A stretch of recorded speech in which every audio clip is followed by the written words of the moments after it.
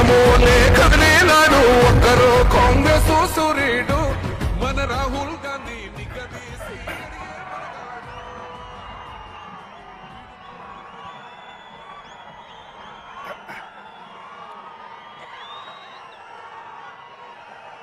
మిత్రులారా,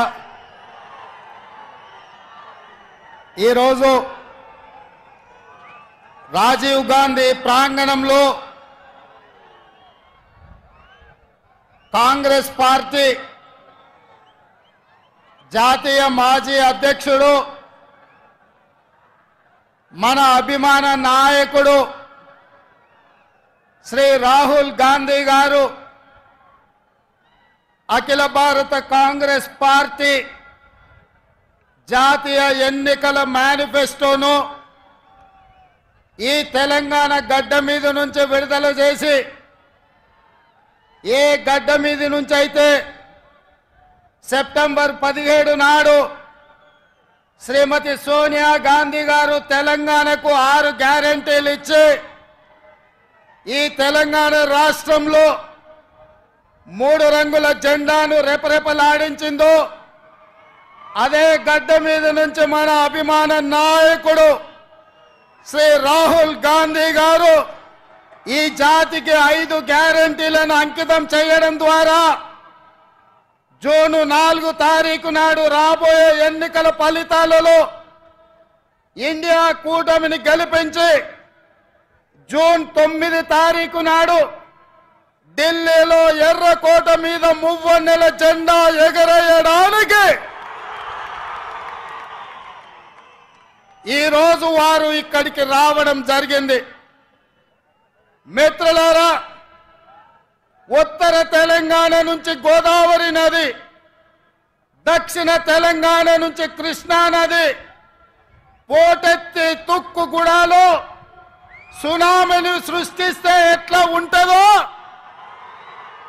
వందలు వేలు లక్షలలో కాంగ్రెస్ పార్టీ కార్యకర్తలు రాజీవ్ గాంధీ ప్రాంగణం తుక్కుగూడలో కదము తొక్కితే ఆనాడు బీఆర్ఎస్ ను తుక్కుగా ఎట్లా తొక్కిండ్రో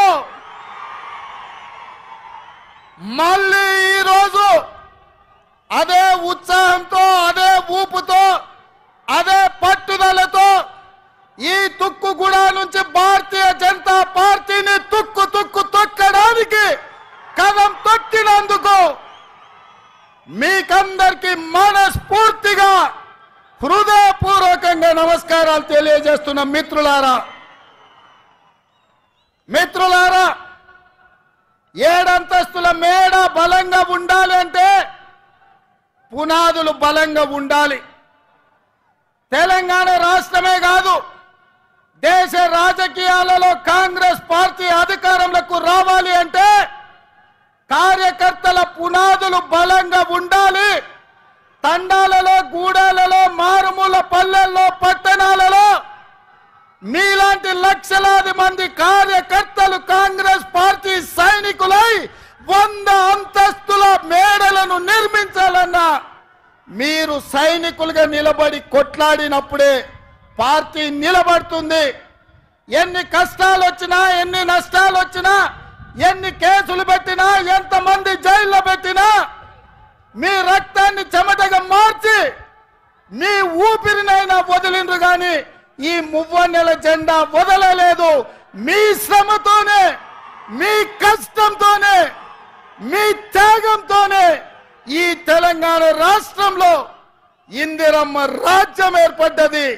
ఇందిరమ్మ రాజ్యంలో సోనియమ్మ ఇచ్చిన సంక్షేమాలు 6 గ్యారెంటీలను ఇవాళ మనం అమలు చేస్తున్నాం. సోదరులారా, ఇవాళ మిత్రులారా, ఈ తెలంగాణ స్ఫూర్తితో, ఈ వైబ్రెంట్ తెలంగాణ నినాదంతో జాతీయ స్థాయిలో నరేంద్ర మోడీ గారు ఏదైతే గుజరాత్ మోడల్ అంటుండో, గుజరాత్ మోడల్ మీద వైబ్రెంట్ తెలంగాణ ఆధిపత్యాన్ని చూపిస్తుంది, అభివృద్ధి పదం వైపు ఈ దేశాన్ని నడిపిస్తుందని ఈ సందర్భంగా సవినయంగా తెలియజేస్తున్న మిత్రులారా, ఇవాళ ఆలోచన చేయండి.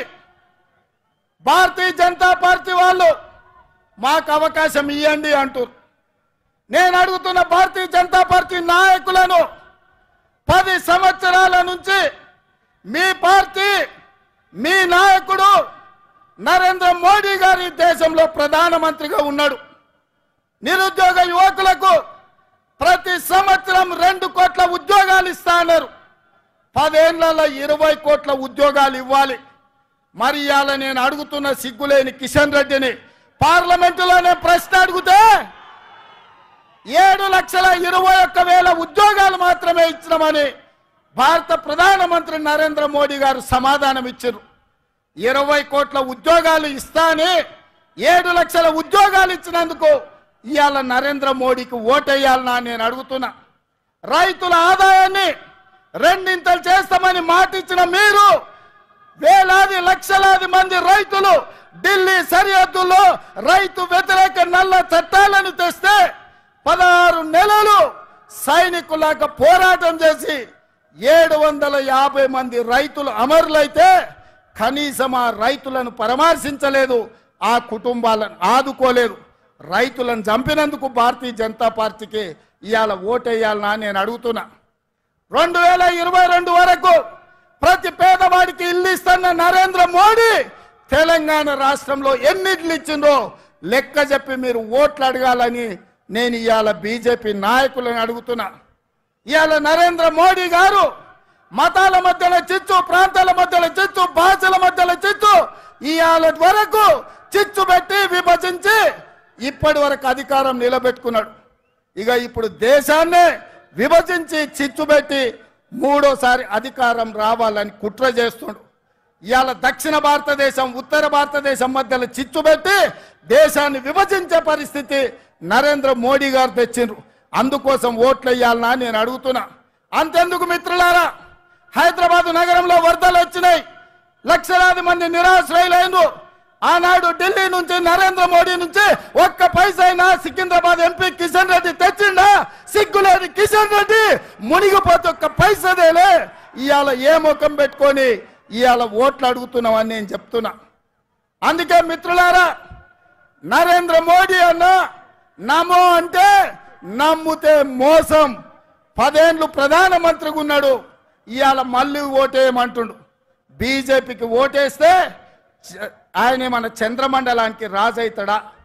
10 ఏళ్ళు ప్రధానమంత్రిగా ఉండి పాలమూరు రంగారెడ్డి ఎత్తిపోతల జాతీయ ప్రాజెక్ట్ ఇవ్వలే, ఐటీఐఆర్ కారిడార్ ఇవ్వలే, విశాఖ మనకు బయ్యారం ఉక్కు కర్మాగారం ఇవ్వలే, రైల్వే కోచ్ ఫ్యాక్టరీ ఇవ్వలే, గిరిజన యూనివర్సిటీ నిన్నగాక మన్నిచ్చిండు. 10 ఏళ్ళు అయింది. రాష్ట్ర పునర్విభజన చట్టంలో కాంగ్రెస్ పార్టీ ఇచ్చిన హామీలు ఏవి అమలు చేయలే. 7 మండలాలను ఆంధ్రప్రదేశ్కు తాకట్టు పెట్టిండు. అందుకే మిత్రులారా, నరేంద్ర మోడీ భారతీయ జనతా పార్టీని ఏ విధంగా అయితే బీఆర్ఎస్ ను బొంద పెట్టిండ్రో బీజేపీని కూడా బొంద పెట్టే వరకు మనము నిద్రపోవద్దు. ఇదే పట్టుదలతోని ఇదే పోరాట స్ఫూర్తితోని బీజేపీని ఓడించాలి. ఇక నిన్నమన్న ఆ మధ్యలాన్ని కుక్కలు మొరిగినాయి. నిన్నమన్న ఒక నక్క బయలుదేరింది, మొన్న సూర్యాపేటకు పోయింది, నిన్న కరీంనగర్ పోయింది. ఆయన అంటుండు నన్ను ఏం బిక్తారు మీరని. మొన్న మాట్లాడింది మీరు చూసి ఉంటారు, కేసీఆర్ గారు మాట్లాడింది, నా ఎంటిక కూడా బీకలేరని మాజీ ముఖ్యమంత్రిగా మాట్లాడిండు. ఇది మాజీ ముఖ్యమంత్రి మాట్లాడే భాషనేనా?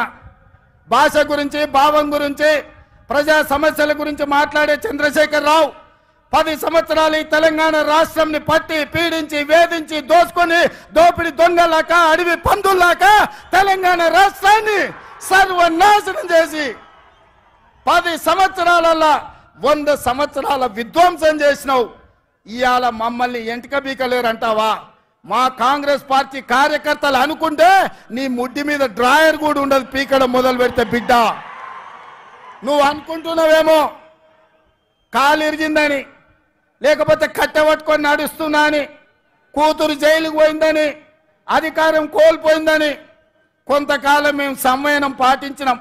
ఏ మనిషికైనా కష్టం వచ్చినప్పుడు మేము మానవత్వంతో మీ గురించి మాట్లాడకుండా మర్యాద పూర్వకంగా వ్యవహరించినాం. ఇవాళ నువ్వు అనుకుంటున్నావు నువ్వు ఏది పడితే అది మాట్లాడితే చూస్తూ ఊరుకుంటామని. చూస్తూ ఊరుకునేటోడు ఎవరు లేరు. నేను పెద్దలు జానారెడ్డి గారి లాగా కాదు, నేను రేవంత్ రెడ్డిని బిడ్డ. అంగిలాగు ఊడదీసి నువ్వు మాట్లాడే లత్కోర్ లఫంగ మాటలకు చెర్లపల్లి జైల్లో చిప్పకూడు తినిపిస్తా బిడ్డ నువ్వు అనుకుంటున్నావేమో. ఆనాడు చెప్పినా ఈనాడు చెప్తున్నా, నువ్వు పేదలకు డబుల్ బెడ్రూమ్ ఇల్లు కట్టియలే, నేను మాత్రం నీకు తప్పకుండా డబుల్ బెడ్రూమ్ ఇల్లు కట్టిస్తా చెర్లపల్లి జైల్లో. ఎందుకంటే కొడుకు కోడలు వస్తే యాడుండాలి, బిడ్డ అల్లుడు వస్తే యాడుండాలి, అందరు కలిసి చెర్లపల్లి జైల్లో ఉండేటట్టు మీకు డబుల్ బెడ్రూమ్ ఇల్లు కట్టించే బాధ్యత మా లక్షలాది మంది కాంగ్రెస్ పార్టీ కార్యకర్తలు తీసుకుంటారని చెప్పి నేను ఈ వేదిక మీద నుంచి చెప్పదలుచుకున్నా. అందుకే మిత్రులారా, మీరు ఆలోచన చేయండి. డిసెంబర్ 7 నాడు మనం అధికారం చేపట్టి డిసెంబర్ 9 నాడు ఆడబిడ్డల కార్తీసులో ఉచిత ప్రయాణం, రాజీవ్ ఆరోగ్యశ్రీ ద్వారా ప్రతి పేదవాడికి 10 లక్షల రూపాయలు ఉచితంగా వైద్యాన్ని అందించే నిర్ణయాలు తీసుకున్నాం. ఇదే కాదు, మా మిత్రుడు పెద్దలు పట్టి విక్రమార్క గారు ఆర్థిక సమస్యలు, రాష్ట్రం సంక్షోభంలో ఉంటే, జీతభత్యాలు ఇవ్వలేని పరిస్థితిలో రాష్ట్రం ఉంటే ప్రభుత్వ ఉద్యోగులకు అదేవిధంగా పెన్షన్దారులకు 1వ తారీఖు నాడు జీతభత్యాలు ఇచ్చి రాష్ట్ర ఆర్థిక పరిస్థితిని గాడిలో పెట్టిండు. ఇదే కాదు, ఆడబిడ్డలను దృష్టిలో పెట్టుకొని కట్టెల పొయ్యితోని కన్నీళ్లతోని ఆడబిడ్డలు కష్టపడుతుంటే వాళ్ళ కన్నీళ్లు తూడవడానికి సోనియమ్మ మాట ప్రకారం 500 రూపాయలకే ఆడబిడ్డలకు సిలిండర్ ఇచ్చి ఆడబిడ్డల కష్టాలు తీర్చినాం. అదే కాదు, పేదవాళ్లకు ఇంటింటికి ఉచితంగా 200 యూనిట్ల పథకాన్ని అమలు చేసి నిరూపించినాం. ఇదే కాదు, ఇవాళ చంద్రశేఖరరావు గారిని నేను అడుగుతున్నా, ఆనాడు పల్లెల్లో, తండాలలో, గూడాలలో ఇందిరమ్మ ఇండ్లు 25 లక్షలు మేము కట్టించినాం. మా కోమటిరెడ్డి ఎంకన్నా చెప్తున్నాడు, ఇందిరమ్మ ఇండ్ల గురించి నువ్వు చెప్పాలి. మిత్రులారా, నేను ఇవాళ అడుగుతున్నా, 10 ఏళ్ళ సన్నాసి కట్టించిన, సోయిలేని ప్రభుత్వం కట్టించిన డబుల్ బెడ్రూమ్ ఇండ్లు ఎన్ని ఉన్నాయి? ఇవాళ మనం 4.5 లక్షల ఇందిరమ్మ ఇండ్లు 22,500 కోట్లతో ఖమ్మం జిల్లాలో మిత్రుడు పొంగులేటి శ్రీనివాసరెడ్డి ఆ శాఖలో మనం పనులు ప్రారంభించుకున్నాం. లక్షలాది ఇందిరమ్మ ఇండ్లు కట్టించే బాధ్యత మాది. నేను అందుకే ఇవాళ సవాలు విసురుతున్న చంద్రశేఖరరావుకు, డబుల్ బెడ్రూమ్ ఇండ్లు కట్టించిన ఊర్లలో నువ్వు ఓట్లాడుగు, ఇందిరమ్మ ఇండ్లు ఉన్న ఊర్లలో మేము ఓట్లు అడుగుతాం, మీకు డిపాజిట్లు వస్తే చూసుకుందామని చెప్పి నేను సవాలు విసురుతున్నా.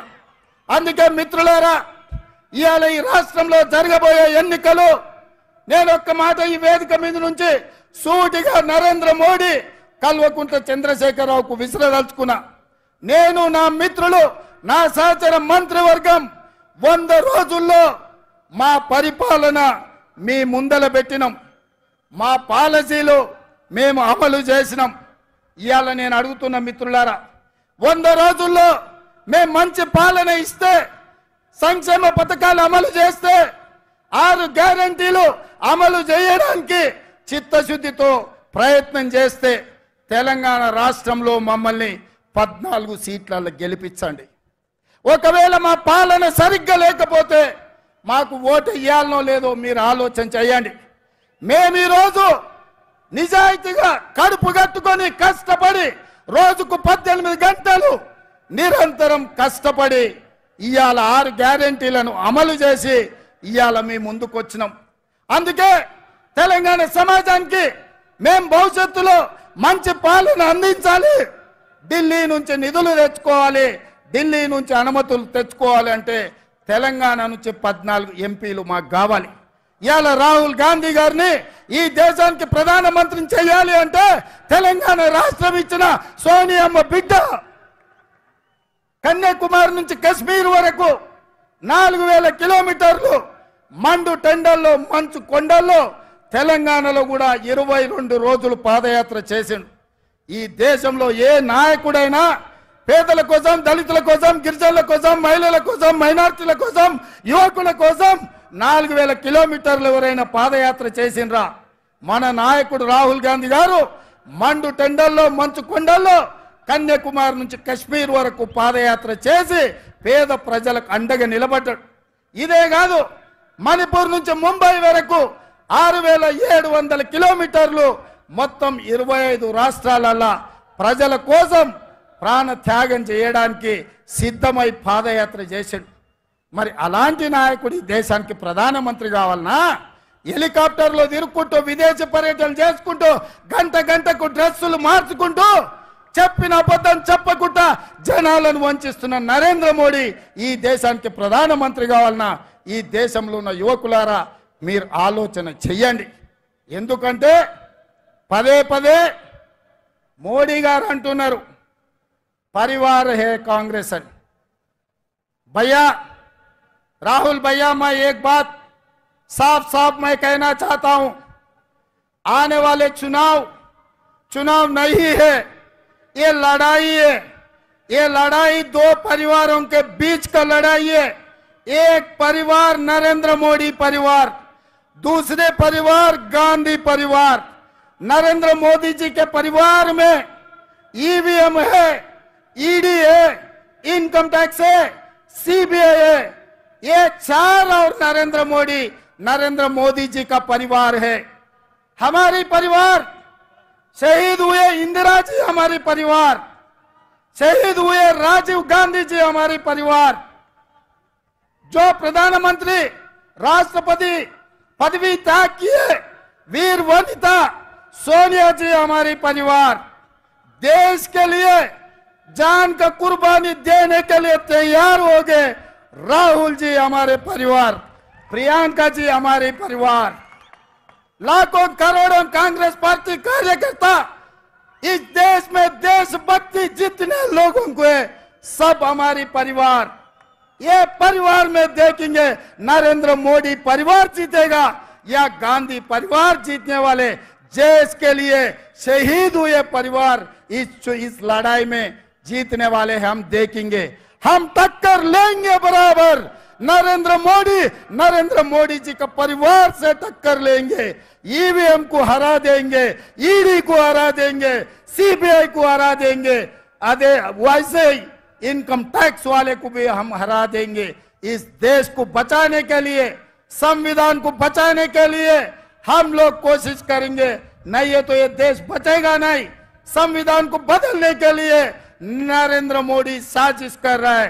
ये रोकने के लिए आपके साथ पूरा तेलंगाना खड़े रहकर आपके मदद में हम रहेंगे। इस लड़ाई में हम शहीद हुआ भी कोई परवाह नहीं है, हम आपके साथ ये जंग लड़ेंगे। आप सब लोग तैयार है? तैयार है? तैयार है? तैयार है? जो तैयार है सब खड़े रहो। आने वाले चुनाव में రాబోయే ఎన్నికల్లో రాహుల్ గాంధీతో నిలబడి రాబోయే యుద్ధంలో పోరాటం చేసే వాళ్ళందరూ చేతులెత్తి నిలబడండి, అందరూ చేయి పైకెత్తండి। జై కాంగ్రెస్, జై జై కాంగ్రెస్। హస్తం గుర్తుకే తెలంగాణ నుంచి 14 మంది ఎంపీలను గెలిపేయడానికి సిద్ధమా?